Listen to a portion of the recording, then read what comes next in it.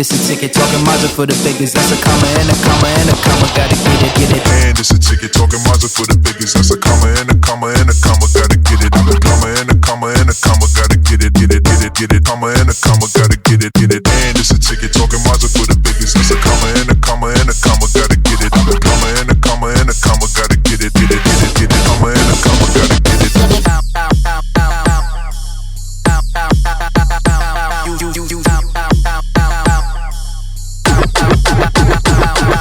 And it's a ticket talking Mazda for the biggest. That's a comma and a comma and a comma. Gotta get it. I'm a comma and a comma and a comma. Gotta get it, get it, get it, get it. Comma and a comma. Gotta get it, get it. And it's a ticket. Everybody to another episode of Head to Head with Brian Parker. I am he. And it is 2021. Yeah. Woo! And coronavirus is still here, so I don't know how much more it's going to be different. But we are definitely happy because Empower is now into its 5th month. So we appreciate everybody for tuning in and helping us grow and everything else. If you are still one of the few that have not added Empower to your Roku channel and you have a streaming TV or a streaming device, simply add channel under your search and put in Empower TV and you'll be able to do that. Also, we ask that you go and add us on YouTube, as we have our YouTube channel up as well. Good thing about that is that whenever we post any content or choose to go live, you'll get a notification letting you know that we're definitely doing that. While you subscribe, also please share the channel as well, as that helps us grow and more people get to see all these great people that we're going to be bringing up. If you too would like to join our panel from time to time, please email us at theparkermedia@gmail.com. You'll also see that information at the end of the show as well. But without further ado, we're going to get into it. Let me introduce our panel today. We got Mr. Brad Cawthon. How you doing, sir? Happy New Year. Happy New Year to you, Brian, and everyone else. All right. Next, we have Miss Mavis Berry. How you doing, ma'am? Hello. Oh, Happy New Year. Happy New Year. And Mr. Michael Berry, how are you doing, sir? Doing good. Happy New Year. It's great to be here with all you Patriots. All right. Yeah. We're gonna, Oh, no. Yeah, we're going to find out what's a patriot these days, you know. And I need my long gun, I guess. And Miss Kimberly Morrow, how you doing, ma'am? Yes, hello everyone from the beautiful state of California and the beautiful city of Pasadena. Hello everyone. Nice. A happy, prosperous, healthy, wealthy 2021. Hey, Callie. Ain't mad at you. And Mr. Oculus himself, Jermaine Parker, how you doing, sir? Hey, brother, man, it's 2021, and I'm trying to tell you, it's all virtual reality for me from here on out and stuff. I can't deal with y'all in the real world no more. Well, you know, most people that spend most of their time in virtual world, I normally just call them a Republican. But anyway, man, let me get these off. That's cold. You know they have a new name now. They have a new name. What's that? Brian. What's that? They called Democrats Democrats. So now they are demon publicans. Oh Lord, I call them Trumplicans or something like that. I don't know. Demon publicans. Yes, we all saw it on yesterday, and the truth shall set us free. Well, and you know, a lot of times before I send out the reminder email about the show, I'm already thinking about some of the things that we're going to talk about, and I should know better because with the way things work in this administration, they'll throw all of that, to crap just that quickly because of some things that'll happen right after I have that thought. So I waited purposely until yesterday to say, okay, let's talk about this, because sure enough, all hell broke loose yesterday.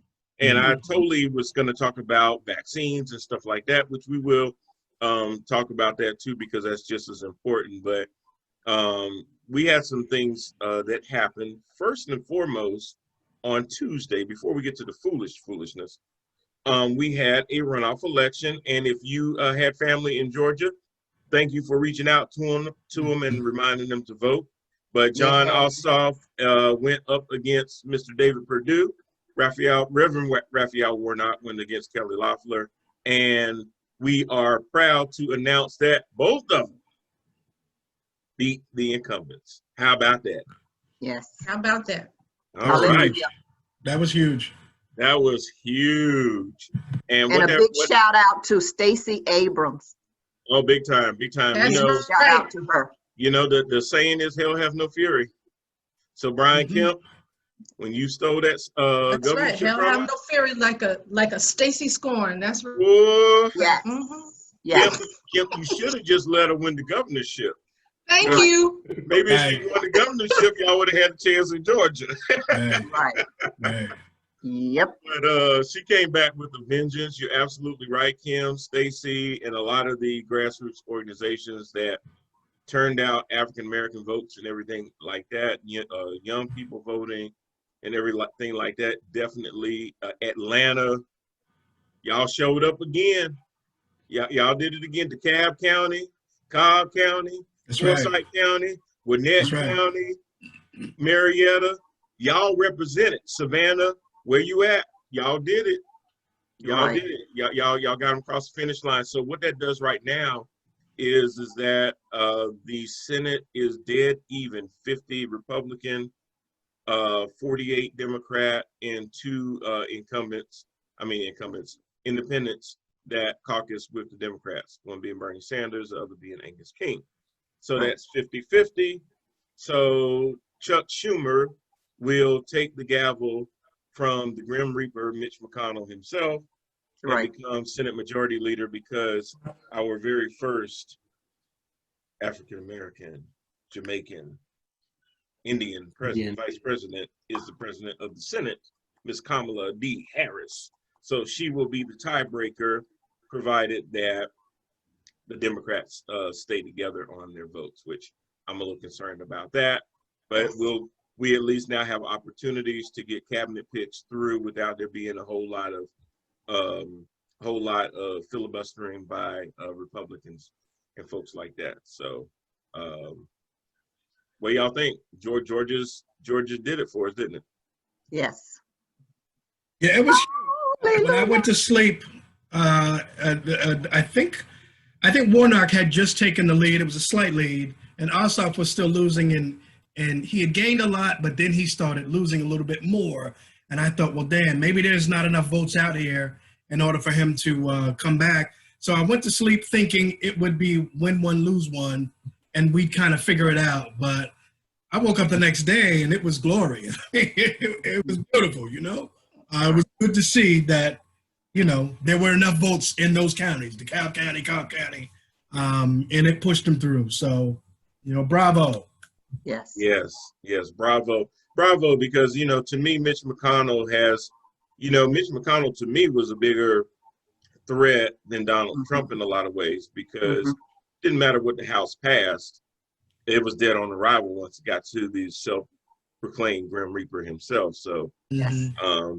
he wouldn't even let a vote go to the floor to go up or down, because he didn't want to put his caucus on the record for turning down simple things like unemployment insurance, health reform, immigration reform, all those things now that can actually be put out there. Not necessarily if they're going to pass or not, but they get the vote that they should get, and that's how democracy should work. Not, you know, the House passes 400-something odd bills, and you can't barely get anything through there unless you want to rename a post office. And now everybody seems to be able to agree on that. But getting aid to people that really need it, that has been a hard thing. So I'm kind of excited to see how that's going to work. Anybody? Oh, yeah, man, this is the most exciting thing to come out of Georgia since Outkast. And like 3,000 said, the South got something to say. Okay. That's right. Okay. So yeah, the South came through for us, and it's very exciting. You know, I just wish, I don't know, it was a different party, because the Democrats gonna fumble the bag. I can already tell you, they're not going to press on the progressive issues. They're going to try to stay middle of the road, because they're of a appeasing nature. But still, great wins in Georgia. and less resistance, and if only just to get Mitch McConnell out of the way. Well, Jermaine, to your point with Atlanta and Outkast, they did say, "I like the way you move." Yeah, yeah. Okay. And And I Ludacris, would like to, also said, "When I move, you move." Just like right. And I would like to say I lived in Atlanta before for a total of 6 years. And Atlanta, Georgia, they're not as passive in all of that as some people think. As Southern, they think about Southern people. There would have been a lot of things that was taking action way back then, because I lived there from 1996 to 2002. And so I'm not surprised, because I saw a lot of things that was already happening back then, and how a lot of the Black African American communities and people were even standing up even then. But we have more modern technology where you can come together and you can see a lot more now than before. So I'm not surprised about Georgia at all, because I've lived there. How many of y'all think, in addition to, I don't ever think that one thing is why something happened. I think it's a combination of things that create the perfect storm, and that's why things happen. So how many of y'all kind of feel like a lot of it had to do with Stacey Abrams and a lot of the grassroots efforts, but I think we should also give some credit to Donald Trump for effing it up. How about that? Yes. For just showing up, right? The fact that he showed up twice, right? Twice. Yeah, was enough to do the Republicans in, right? Yeah, but let's give Stacey her flowers, man, because she organized a come knock on everybody's door, explain to them why they need to turn out for a vote, make it easier in a place that is disenfranchised by disenfranchised Black and brown people by purging the voter rolls and stuff, rosters, getting everybody re-registered, getting everybody motivated, keeping the motivation, because you have to understand, when you're going around canvassing like that, the first person you talk to time frame versus the last person you talk to is quite a minute. So you have to keep that energy going in the community. That I know I talked to you a long time ago, a couple months ago, but the election's around the corner, the same stuff still prevails and stuff. Give that woman her credit. Donald Trump, quite honestly, I hope this is the last week we got to talk. I know it's not. But, I'm so tired of talking to that dude. I refuse to give a white man credit for a Black woman's work. Right. I'm sorry, I'm with Jermaine on that. I'm not giving Donald Trump not another damn thing. Right. And the old saying goes, give someone the rope, the noose, and they'll put it around their own neck. That's give them enough rope and they'll let them hang. Absolutely. Yeah, that's exactly what he has done. He has done it to himself. Those who are in agreement with him, they have done it to themselves. So it's called reaping. And so definitely. No, I get that, and I totally agree with y'all on that. I just think that too, that there's, when you have a bunch of infighting, when you're not together, it makes you weaker. And their party, because of their God Emperor, made them a lot weaker, because you got some people thinking that, hey, what's the point of me coming to vote? Because God Emperor is telling me that the machines are rigged, and I believe anything he tells me.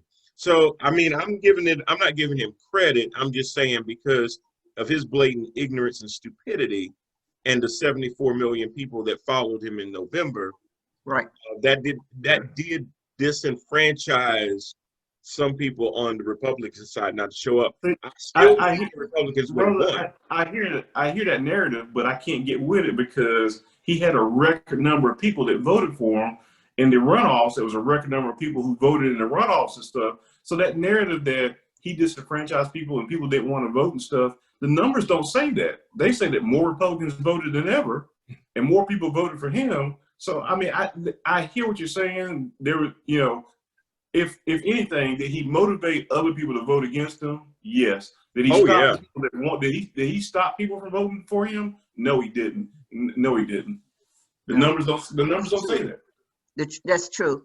That's so true. If anything, he pushed those who was voting Democrat. He pushed even more to go and vote. So that's how the turnout ended up being, and the victory was won, because he ended up being the enemy, and they used him as the footstool to go in and vote. So sometimes you need someone like him to get up in your face and call you all kind of names to say, oh no, I'm gonna go, like I said last time, Brian, take your power back if you've given it away, and if you still have your power, keep it, don't give it away. So those people in Georgia showed their power. Yep. Yeah. And one last thing about Georgia, we know about Stacey Abrams and everything that she did in her army to get people out to vote, but also that Latino population in Georgia Yes. growing. You know, Mi Gente and Voto Latino, they were on the ground, you know, getting folks out to vote, which we didn't see in Florida. Now, Florida has a large Latino population too, but they went the other way. So I'm sure you can get in and look at some light-skinned Latins. Why? I'm sorry? That's some light-skinned Latins. Well, I'm not getting into that. But I understand what you're saying. I understand what you're saying. But yeah, so, you know, the Latino population is growing throughout the South as well. It's not just white folks and black folks who are repatriating and going back to the South. Latino population in the South is blowing up as well. So yes. And you do still have a small population of American Indians that lives in Georgia and in the South as well. And they are stepping up. As President-elect Joe Biden just appointed someone who's the first American Indian Native American. And so they are stepping up as well. And so we're seeing a lot of power, people exercising their power. That's all. People are learning to exercise their power. And so that's what we are seeing. And that's what those who are so in opposition, that's what they hate. Because as long as they can keep everyone oppressed and keep them down so they can stay up, that's what they're about. But so that's what yesterday was about. They were afraid of losing their power and their white privilege. So I'm going to take what you just said, Kim, and bridge that into something else before we get into the mess from yesterday. So how going forward do we energize these same folks to vote in local elections, state elections, midterm elections, non-presidential years, and things like that, when turnout is traditionally a lot lower and enthusiasm is a lot less? How do we keep that momentum going so people realize, hey, that power needs to remain consistent, because there's only one president, but how many governors, how many mayors, how many city councilmen, how many police chiefs, how many judges are in your area that need that same power to be exerted, so that we don't have all this craziness going on around us, and then we're looking around like, what happened? Because we didn't vote. Well, it's the same elected officials that they voted for to get them in office. Those elected officials have a responsibility as their as constituents to go give them information, keep the community supported, and keep them encouraged with that information so that they know what's going on. So see, a lot of times the mistake a lot of elected officials make is, okay, I'm in office now. So a lot of them have hidden agendas. They forget about the people that voted them in. They forget about their own constituents, and they start going another way. And then only in election time, they come back and still try to talk to those same people. And those people are like, nah, where were you? We were having this, and this going on. Where were you? So it is their responsibility. Now, I can't go into the Native American Indian community and influence those people. I don't have that kind of power. I don't have that kind of influence, but we know who does. We know who can go into the Latino, Mexican, Hispanic community and talk to those people. I know where I can go and who I can influence. I know that. So they have a responsibility. That responsibility is now upon them. They work for those people, those constituents who voted them in. I think that's been, and I agree with everything you said, Ms. Morrow. I think that's an issue that America's been trying to figure out for 50, 75 years, right? I mean, how do you get people engaged in the first place and then to keep them engaged in non-presidential elections? Right. I think it's always going to be a drop-off, right? Yeah. We're going to vote for the big ticket, the president, and they don't necessarily care who their councilmen are or, you know, who their state senators are. So I think that's going to always be a lesser number. People are just not going to be as energized. Doesn't mean that they shouldn't be. I just think it's just a fact of life. And I think greater minds have thought about this far more than I have. So I think it'll always be there. I think the numbers will always fall in non-presidential elections. Well, talk about great minds, Brad. I thought about it too. And the simple answer is results. If you want people to be engaged, then they got to see that there's a result for their engagement. People, it's whether it's entertainment, whether it's relationships, jobs or whatever stuff, you got to have results and stuff. I'm going to leave off after episode 2 if you keep coming back with the same old thing and stuff. And so what we've done for generations, to Kim's point, and she said exactly, is that people get in office and they don't support their constituents. They don't show them anything because at this point they're in a position of influence and stuff, and they're being courted by money and stuff like that. So they're doing things for donors and stuff, and then they had to come back backpedaling to the black church 3 or 4 months before the election, trying to get that vote again. But it's basically results. If people are showing that their worth to the community and stuff, you'll get more people to participate. But right now, the reason people don't care is because they don't understand education too, probably, of what your councilman can actually do for you or what the role is. Like in Charlotte, the mayor's a part-time position. The mayor's a tiebreaker. City council is a more important vote than the mayoral vote is in Charlotte. We hardly ever had to use the mayor as a tiebreaker because of the way the composition of the city council and stuff. So, but that kind of voter education is important. But at the end of the day, it's got to be some kind of result. What's in it for me? What are they going to get out of it if they show up for you? Right. Hey, Michael, how do you feel about Marvis running for mayor? I think that would actually create a very large turnout.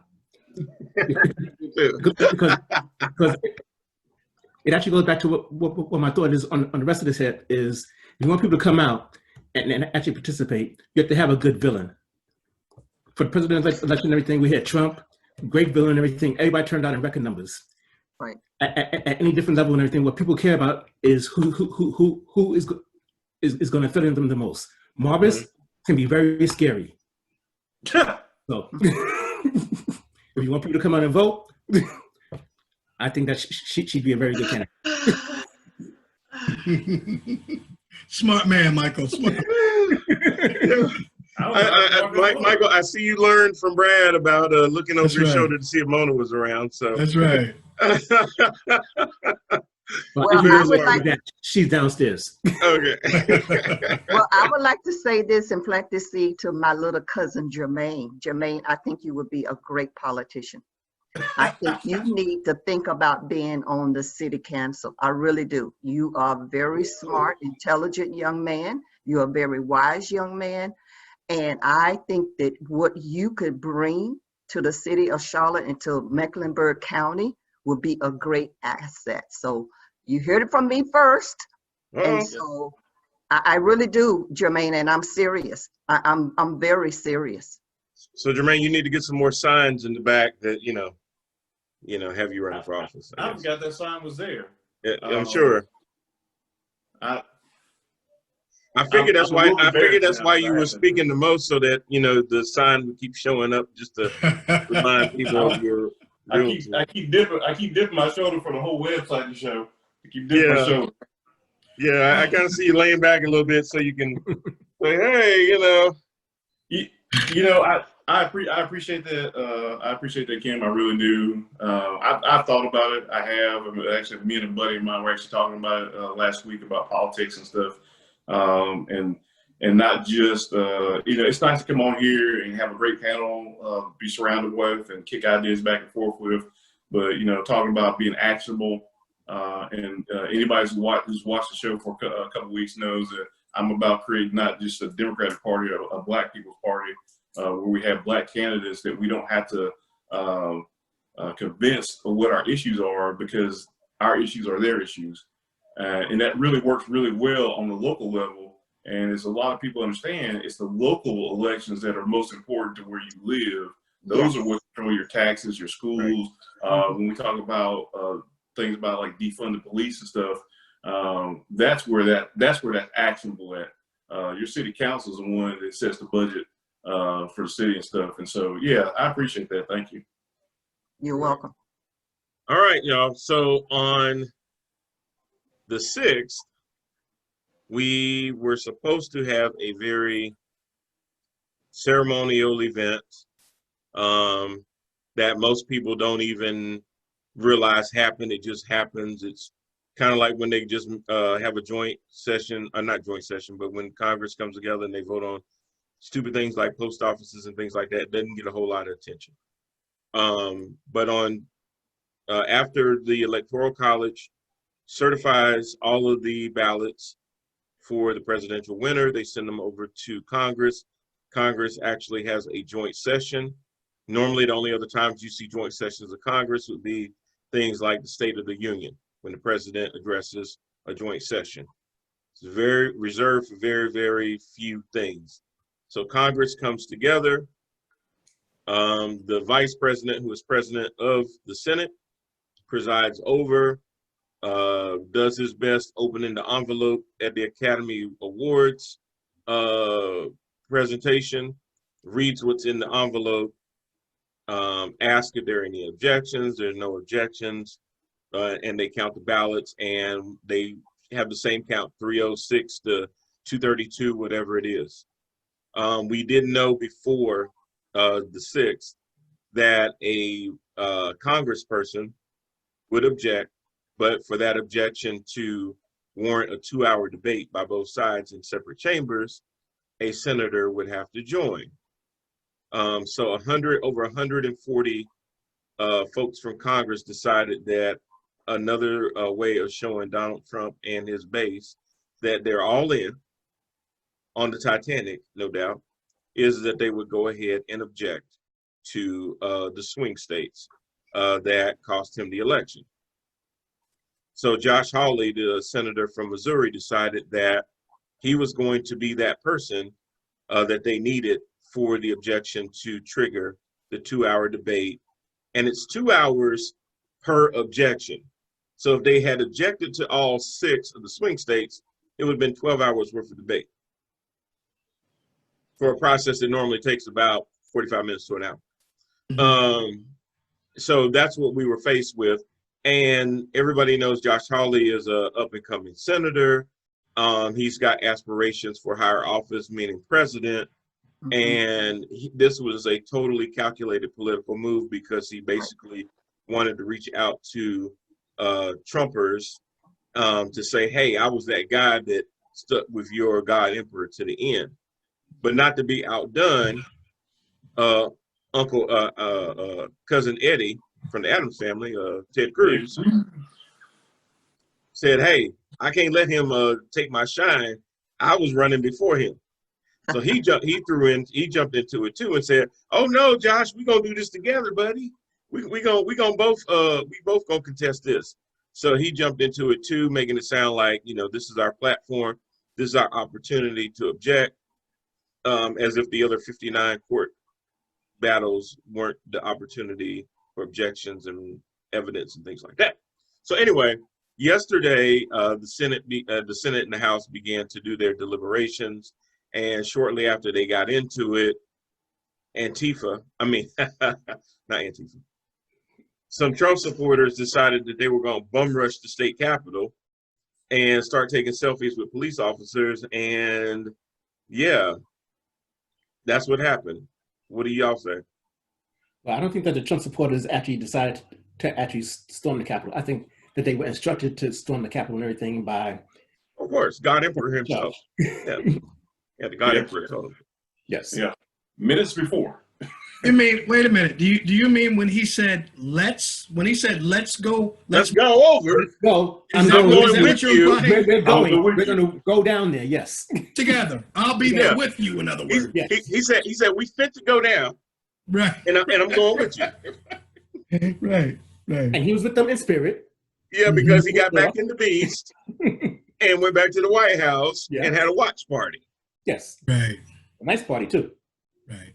And I must say, this is what I truly believe. He already knew that it was not going to be the force out there like it with any other protest. He already knew that. Why?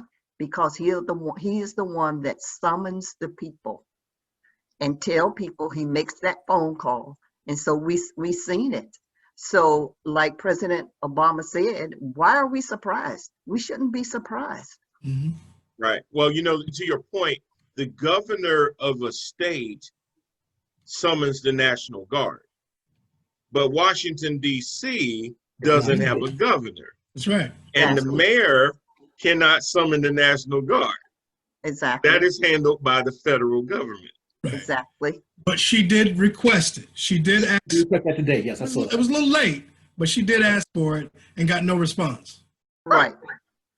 But it was after all the damage was done, because he already knew. And those who let them through and helped them and took selfies and put water in their eyes when they had got maced and all that, they're some of the Trump supporters. And he knows that. He knows who supports him. He knows who's on his side.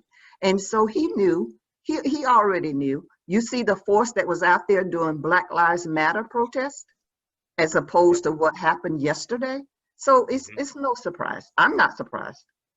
Yeah, it was kind of funny how they said that the reason that they were occupying Portland and some of these other cities were to protect federal buildings and monuments and things like that. Yeah, but not people. But listen, not people. I'm sorry, Kimberly. No, go ahead. I'm sorry. I've said enough. I can't say anything or add anything to this conversation that hasn't been said and resaid over the past 24 hours. So, in the interest of interest, I'm going to play devil's advocate for the rest of this show. I'm going to take the other side. You try to look at things from all points of view, right? So I'm going to defend the other side. I'm going to defend the other side as best as I can. So what you saw yesterday was half of the country who sat by on their hands all summer while Black Lives Matter and Antifa and I don't know whom else went crazy. Several police stations, no one did anything. No one said anything. They were allowed to run amok. So yesterday was the Patriots. Getting their get back, taking their country back. They went to the city's house, the people's house, and they wanted to take it over. Go for it. Okay, so a slight difference here is that when the Black Lives Matter people were out there and protesting, they actually didn't storm any place, but they were actually prepared for them to storm. I mean, the force that was out there to stop them in case they actually sneezed or something. Yeah. Right.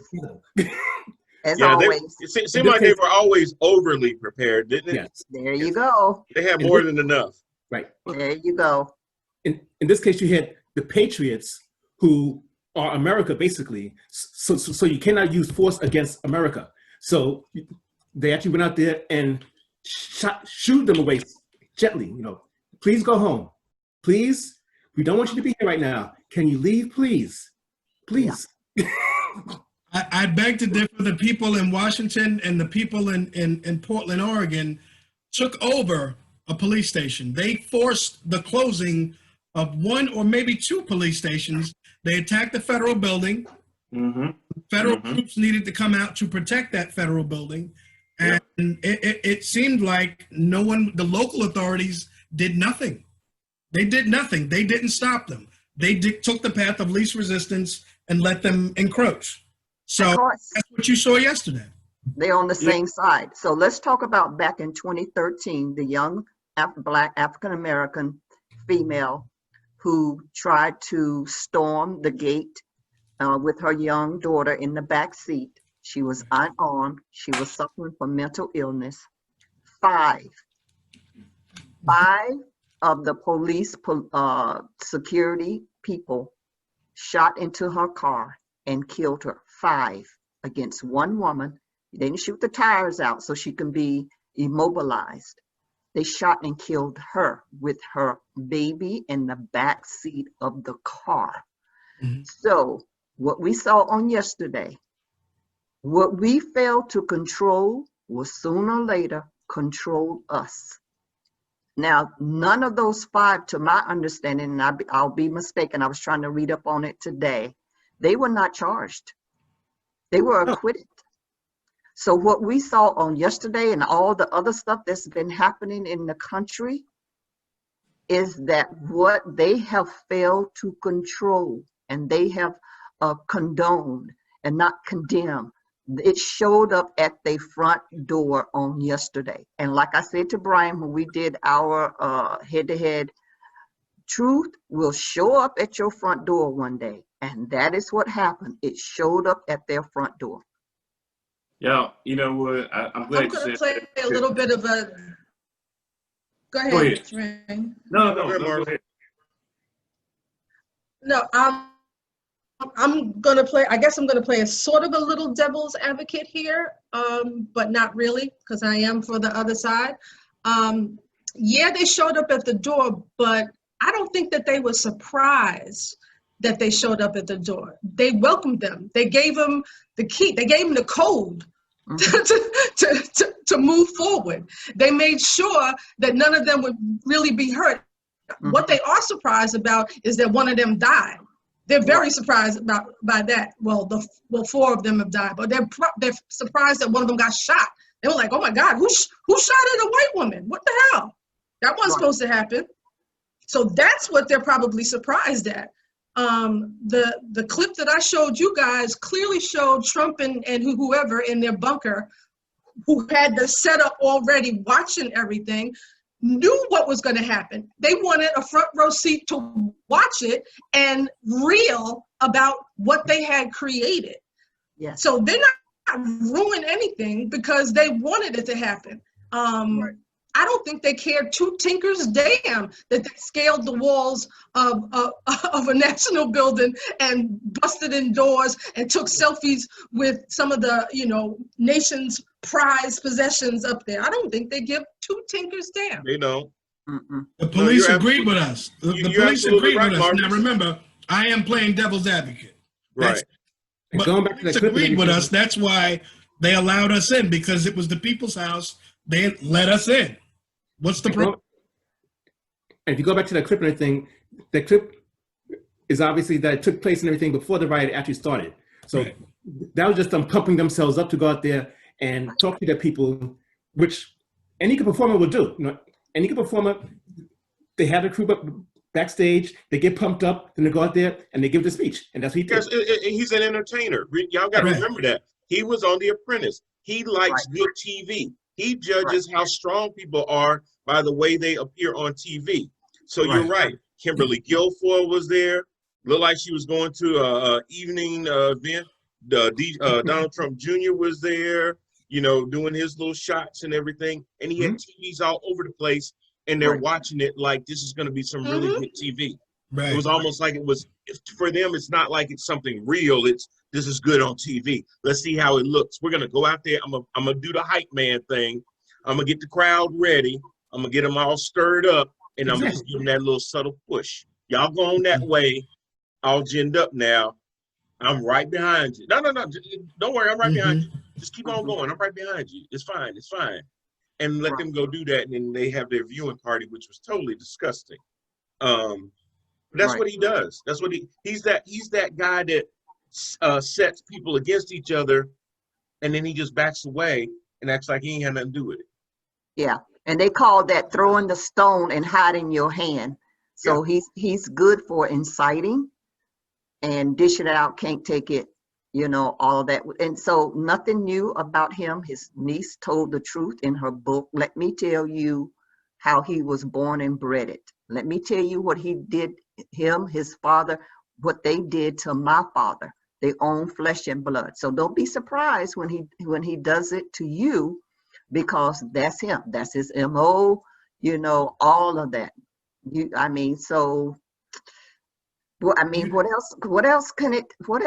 What else needs to happen? Come on. Well, the funny thing is now Now, people seem to be outraged. Oh God, I can't believe he sat by and let this happen and sent out a 1-minute video that nobody could see about, now it's time to go home, but you guys are special and I love you. Not, hey, I condemn violence, we shouldn't do that, this isn't the way. Of course he isn't going to say that, but he sends out a lame video that nobody sees. And now people around him, people in this cabinet, oh, I got to resign, I got to find the door. So Melania Trump's chief of staff, who used to be press secretary, Grisham, she leaves. Elaine Chao, his transportation secretary, leaves. Social media manager leaves. Everybody now, with 13 days left, I'm quitting. You know, where I'm from, we call that a 2-week notice. There you go. That's all that is. That's 2-week notice. There you go. And not only that, look what it took for Facebook and Twitter to finally shut him down. I mean, it's at the end. Everybody's now outraged. I mean, suckers But and it was only losers. for 12 hours. Shutting him down for 12 hours doesn't mean 12 anything. hours. Right, 12 hours. exactly.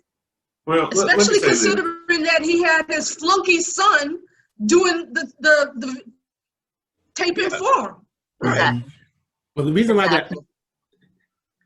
why they're outraged now and everything is because of how we look to the rest of the world. Right. When Turkey Right.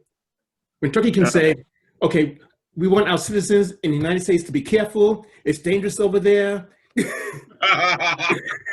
know you have a problem. When the Russians can take the moral high ground and say things like, okay, so this is what democracy actually is. Right. Yeah. Yeah. Exactly. Everybody in public office will want to run away from that. Right. And that's what they're doing now.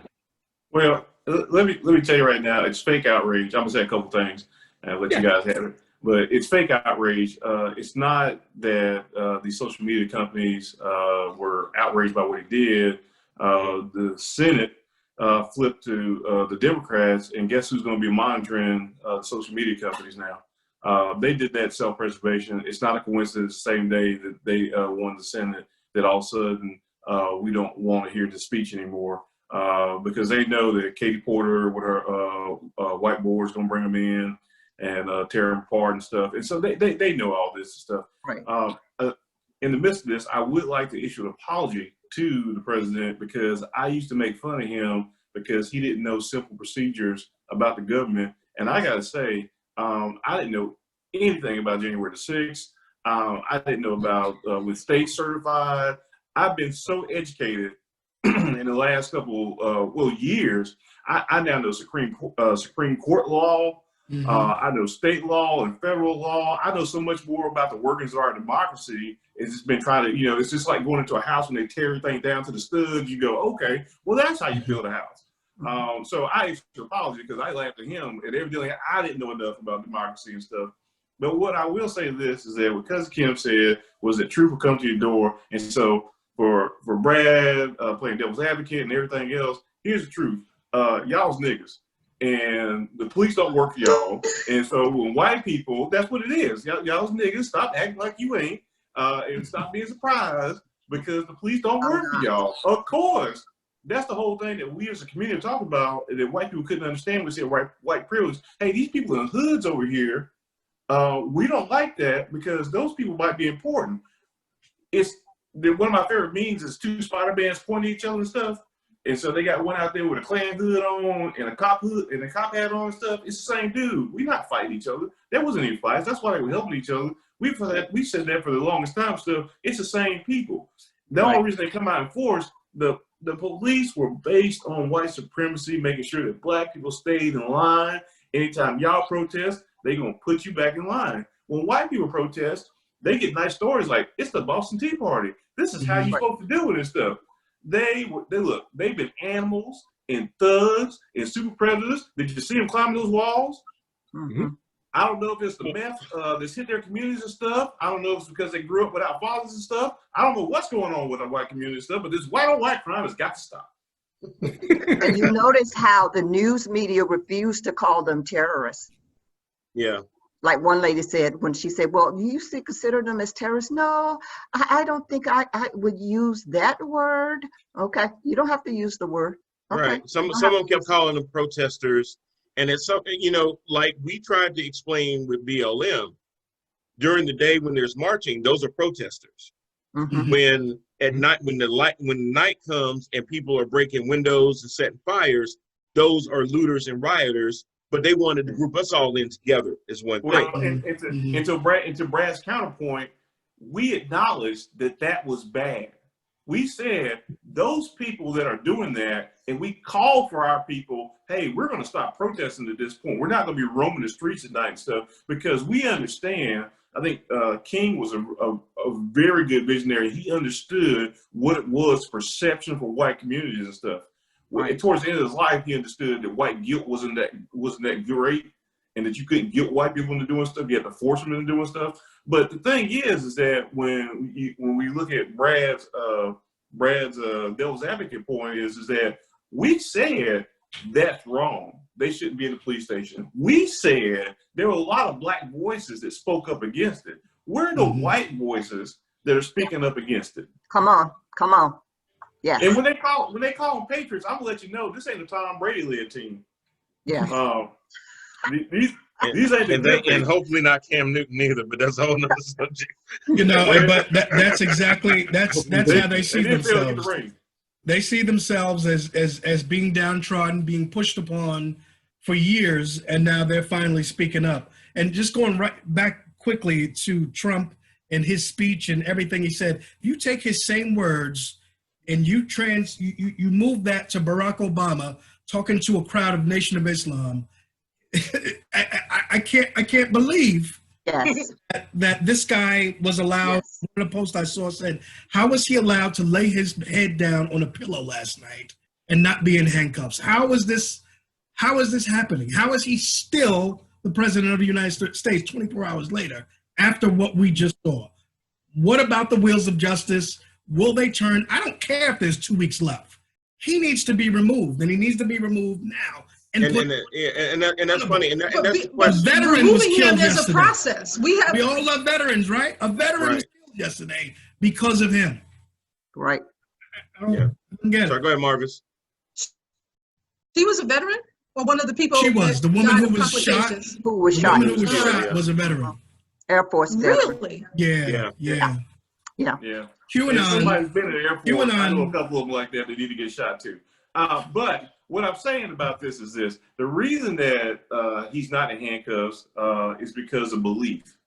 Because there's a belief that the system works for everybody, and there's justice. If you'll just hold on, your great granddaddy's still holding on to the promises that white people told him that was going to happen one day. But you need to hold on and trust the process and stuff. Trust the process means go sit over there. We're going to do what we're going to do. Right. Even Joe Biden, when he was like, this isn't America. And I was like, Joe, there were 74 million people that voted for this dude. This is America. And your blinders to that is the reason that I don't have faith that the Democratic Party is going to deliver on things they need to deliver on, because they still believe at the heart that these people have not been turned, that there's somewhere in a place in America for them. When they say, well, this isn't America, I'm like, this is classic America. White people have burned churches. They've lynched people.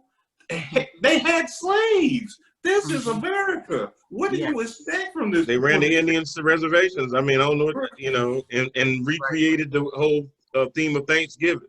It was a joyous thing for everybody. Yeah. But see, what Joe Biden don't understand, and those who, like us, born and raised in the South, when we so know it, we know what our parents and grandparents and all of them went through, is that they were nurtured and breeded with that hatred, with that white supremacy, with that white privilege in the womb. They came out hearing those words. That's all they know. They were only doing what they know, even however ignorant and stupid and evil it is. They were only doing what they know. Politicians do what politicians do. So again, people do. Donald Trump bred it, nurtured in the womb. His father, his grandfather, they only doing what they know, and they don't want to do any better. They don't. Nope. They know that saying, we'll do better when we know better. They don't want to do better. They don't want to know better because they don't want to do better. They want to remain superior and supreme and keep everybody down and oppressed so that they can stay up. And that's because we remember Trump's father was arrested at a Klan rally in New York City, in Queens. Right. His father was arrested at a Klan rally. They don't know the circumstances. It's a little cloudy, but it's a fact. He was arrested at a Klan rally that got out of hand. He was trying to break it up, Brad. We knew how he grew. We know the household he grew up in. Right. Exactly. He was I'm sorry, there. Marcus, He was there to keep the peace. He was the first law and order Trump. Right. There you go. He was trying to tell them, hey, there's good people on both sides. Right. Very fine people. Very fine people. Very fine people. Exactly. Hey, look, exactly. I let me say this. I don't hate white people. I know it sounds like that sometimes when I get on this. No. I got white friends. No, I got white friends. They even come to my house. How many have you had over this year? Well, Trump said that too. I got black friends. I got black friends. Yeah. Well, Brian, you know. Yes, Kanye. No, it's not the same when y'all say it. It's not the same when I say it different. I say it different. I got white friends. Jermaine, you do know we have white people in our family, right? I know. Yeah. We have white people in our family, and then we have American Indian in our family. So my take is evil is evil. Evil is evil. Yeah. The devil will use whoever, whatever. He doesn't care as long as he use somebody. What I say to everybody, stop making yourself available to the devil. Hello. Hey, that's it right there. I was gonna go there. That's what I was gonna say. But she beat me to it. Yeah. Seemed like you were right in that direction there. I was right in that direction. So anyway, y'all. So everybody now is trying to figure out how to distance themselves from Trump. But you know what kills me is that they're using this moment to be that straw. And I'm going, well, what happened with Charlottesville? You know, what happened with losers and suckers? What happened with shithole countries? What happened with John McCain's not a war hero? What happened with all these other instances? What happened with kids in cages? What happened with all of this stuff? Why was this the moment that finally said, okay, I'm done? Mick Mulvaney, who lied for Trump on that stage every freaking day. And then a lot of times told the truth. So, oh, no, that's why we withheld the money from, from the Ukraine. He told the truth then. And you knew what kind of person you were defending every day. But, this one was a step too far? No. Of course not. Of course not. There's just a point where everybody gets to jump off ship, and this is so what's going to happen? You're going to see this. You're going to see everybody. Oh, I was trying to hold them back, and this is just them getting for the next job, the next opportunity for them and stuff. Then now I'm going to distance myself because there's only 2 weeks left, and like you said, it's just a 2-week notice. You can't really resign from a job that you're not going to have in 2 weeks, can you? No, I said, that's just a notice. And the craziest thing was last night, I'm listening to Mitch McConnell be the voice of reason in the Senate. He gave a speech, and I can honestly say I have never agreed with anything Mitch McConnell has said, and I virtually agree with almost every word that came out of his mouth. Because it was the truth finally. He told the truth finally. Mike Lee started speaking as a constitutionalist in the well of the Senate, talking about what the role of the vice president is when it comes to January the 6th and what they are supposed to do. I heard Lindsey Graham finally say, me and Trump have had a heck of a ride, but this is it. Enough is enough. And I quote him saying, enough is enough. Lindsey Graham. He finally told the truth too, finally. Who has to buy told the truth yet. He ain't had to call it. Yeah. Lindsey Graham, who has to get a new pair of knee pads every time he golfs with Trump. Well, Lindsey Graham told the truth back in 2015. He did. He said back in 2015 when he said, "If we go with this guy Trump, it'll be the end of us." That's when he told the truth. Yes. And he's been lying ever since. But I have no patience for him. But again, you've got Ted Cruz from Texas. You've got Hawley. They see the hole in the opportunity there. That's why they didn't jump ship, because they want everything that Trump got. They want all of those 74 million people, because they have plans to run next time. You know what I mean? They're going to run. They want those same. He's going to be sadly mistaken again when they decide to run. That's exactly right. Absolutely. They don't want to. They don't. But Trump is not loyal, man. Don't they see that? Trump ain't loyal. No, because even his vice president, who sat there and lathered and sucked and whatever Trump told him to do, he sat there and sent his army up there in the building where his vice president was, and put him in harm's way too. Right. Because he basically said, "Oh, he wasn't strong enough. He didn't do what I needed him to do. So he turned his back on his own vice president."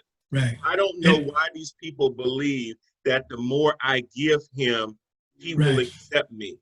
Right. And he won't turn on me like he turned on Tillerson, Mattis, all these other. It is not about loyalty. It is about power. Yes. And it goes back. It goes back to the playground. It goes back to 5, 6, 7 years old with the bully, right? It goes back. If I keep giving the bully, I'm going to be okay. Well, no, the bully's going to always want more and more.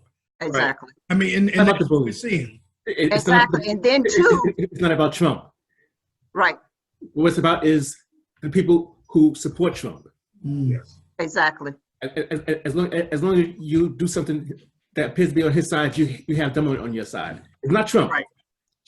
Trump is going, and they all know Trump is going. Right. And those supporters, what the truth is, they cannot admit that that's what we voted for. This is what we voted in. This is what we thought was going to be a Christian administration, a conservative administration. They didn't think making America I think they knew. I think they knew exactly who he was. They couldn't possibly have what thought he was. Yeah, exactly. But that's why I put it in a question. Right. That is what you say. That was your values and voting your values. What they thought was that they could control the beast. They thought that they could control the beast. Right. That's what they thought. Right. Exactly. Exactly right, Marvis. They thought that as long as we keep, because they did the same thing with the extreme people, the QAnon people. We can control them. We'll run the country. We hear you. We'll feed you a little bit of meat every now and then. We'll throw some red meat out to you, but we'll let the grown-ups be in the room to really run the country. And they thought as long as they surrounded Trump with, because he loved his generals. Remember, he was all high and mighty about the generals till he wasn't. And all these other people around him to be the grown-ups in the room to keep him from opening up the nuclear football and wanting to nuke hurricanes and stuff like that. They thought that they could keep him down. And they realized nobody can keep this man down. He's going to do what he's going to do. They even call it Trump being Trump. You know, they can't control him. But yesterday was not the straw that broke the camel's back. It was the opportunity to say, okay. Yep.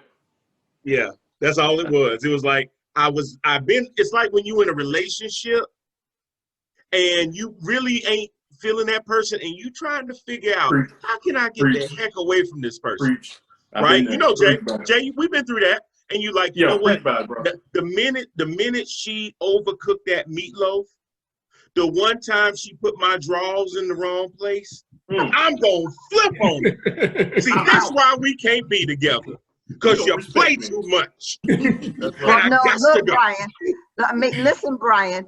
See, they thought if they just kept feeding him red meat, what they didn't know about him, Trump just don't eat red meat. He eats people. He's a cannibalist. I thought you were going to say Big Macs, because that seems to be what the bunker smells like. He doesn't just eat red meat. He eats people. He's a cannibalist. And they found that out the hard way. Why? Because he started biting at their ass. And he sicked those thousands of people on his vice president down the block. Exactly.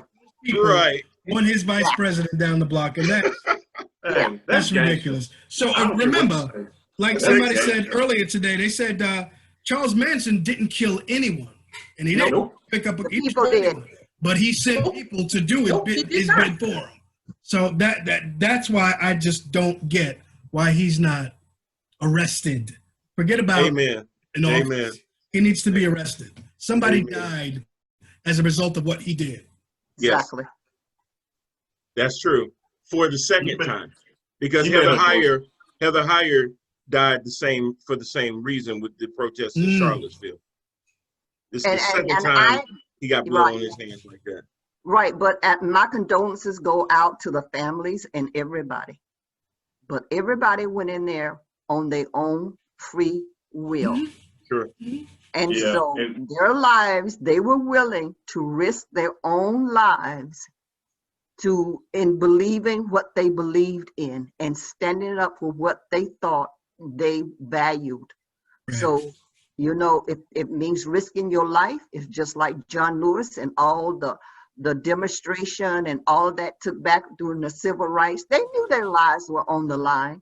So every person that showed up on yesterday and stormed the Capitol and did what they did, they knew they were putting their lives at risk. They just didn't think it would be them.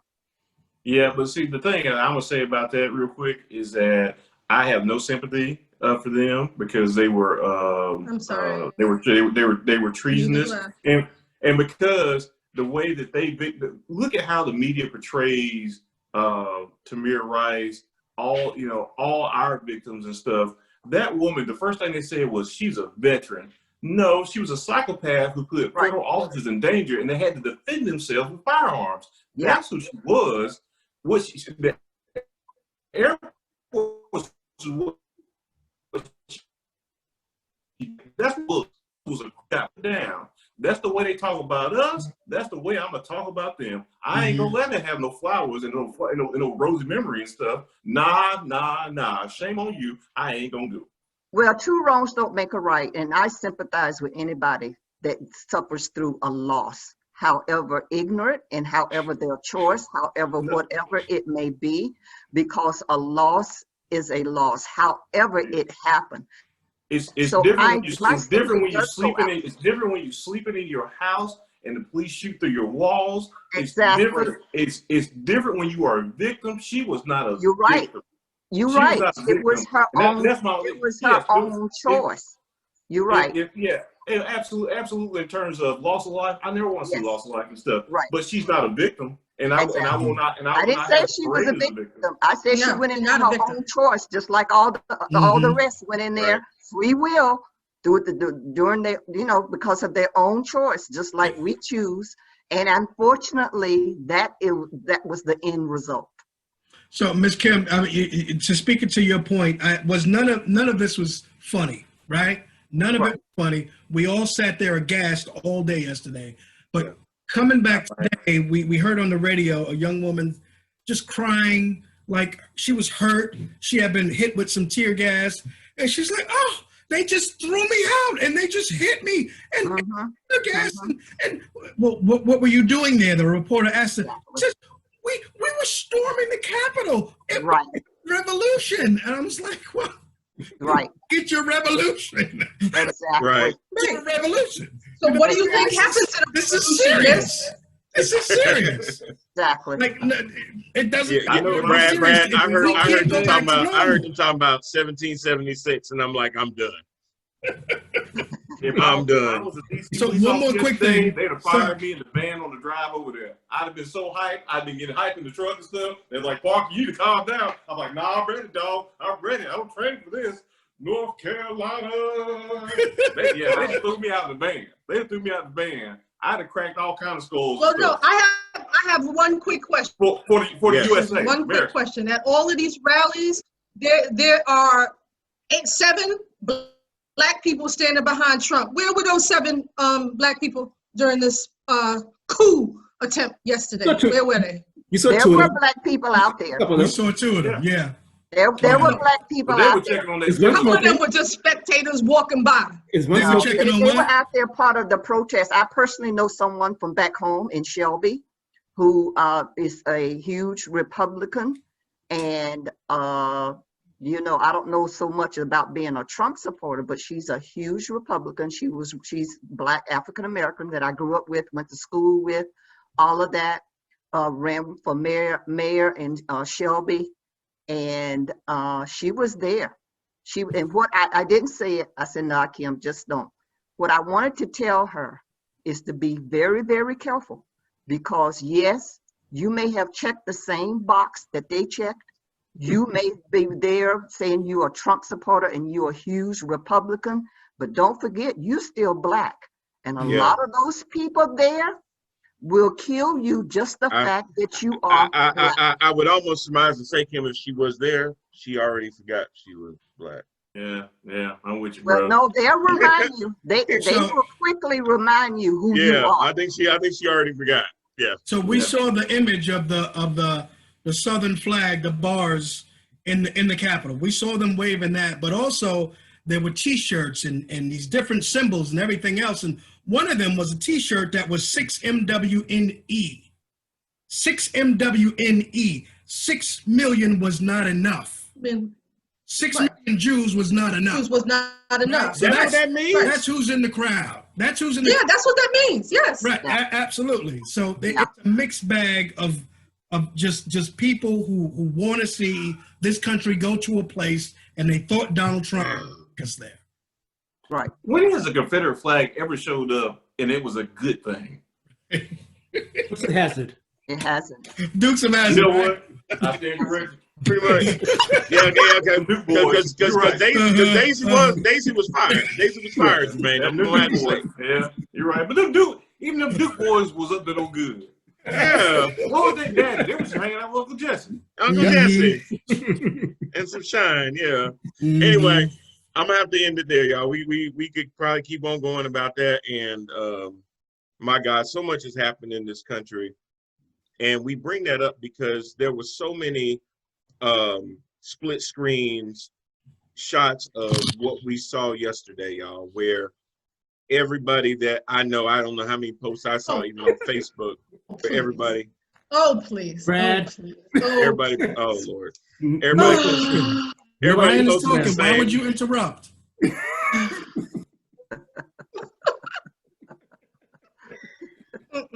¿Qué pasó? Barely. Kimberly, I don't understand what the issue is. Oh, man. Barely. Right, I'm sending you a friend request. And it's going to be over. It's going to be over this Listen, weekend. It's going to be over this weekend. Aren't we all in the playoffs? Didn't everyone make the playoffs?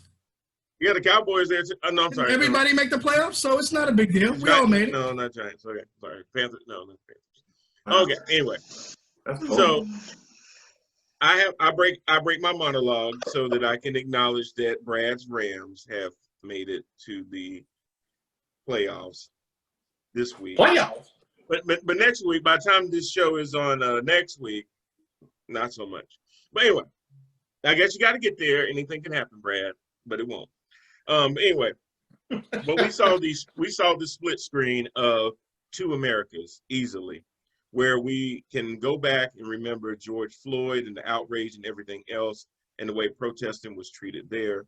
And everyone on Facebook can acknowledge the same thing. Even media had said, we spent all this time covering protests and things like that.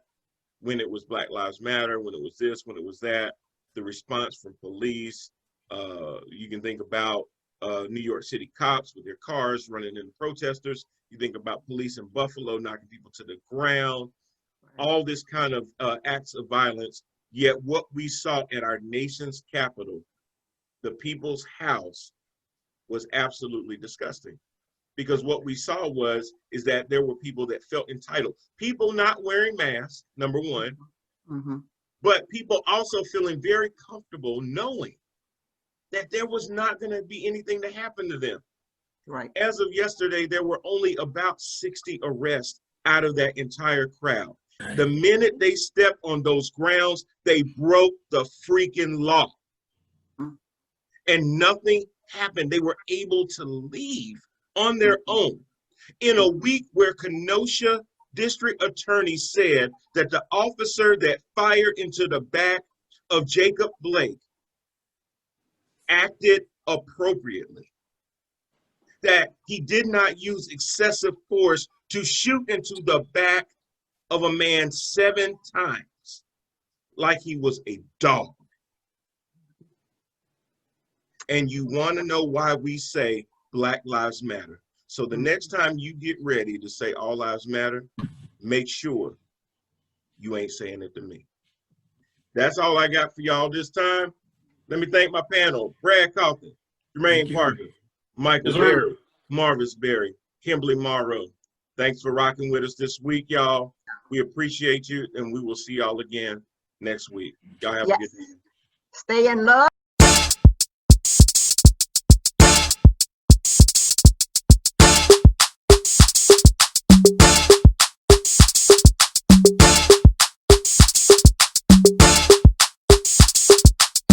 And it's a ticket talking Mazda for the biggest. That's a comma and a comma and a comma. Gotta get it. And it's a ticket talking Mazda for the biggest. That's a comma and a comma and a comma. Gotta get it. I'm a comma and a comma and a comma. Gotta get it. Comma and a comma. Gotta get it.